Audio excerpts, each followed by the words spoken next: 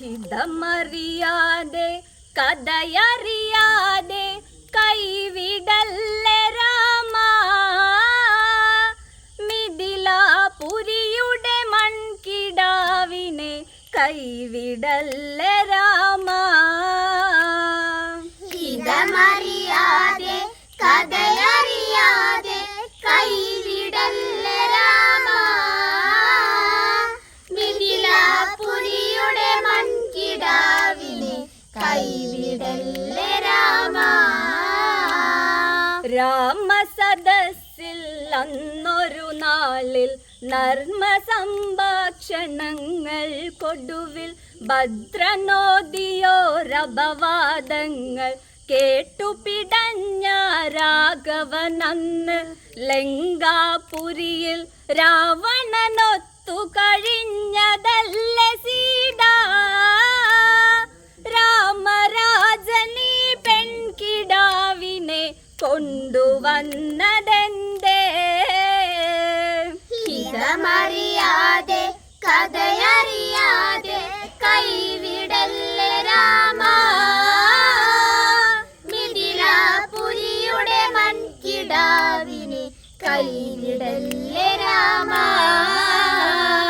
സത്യമാണെന്ന് പലരും അതോതി ശ്രീരാമദേവ മുഖവും വാടി തീഷ്ണഭാവമായി ചിന്തയിലാണ്ടു ദ്വാരപാലകരോടായി ചൊല്ലി സോദരന്റെ മൂവരുമുടനെ വന്നു കാണുവാനായി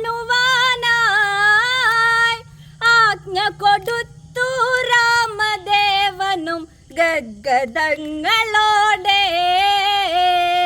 ഹിതമറിയാതെ കഥയറിയാതെ കൈവിടല്ലേ രാമ. മിഥിലാപുരിയുടെ മൺകിടാവിനെ കൈവിടല്ലേ രാമ.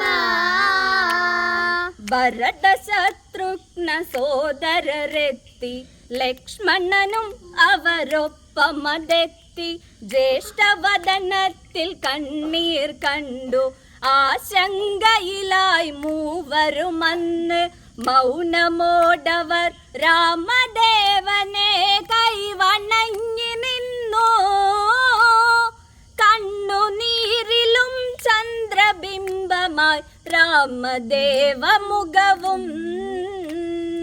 ഹിതമറിയാതെ കഥയറിയാതെ കൈവിടല്ലേ രാമ.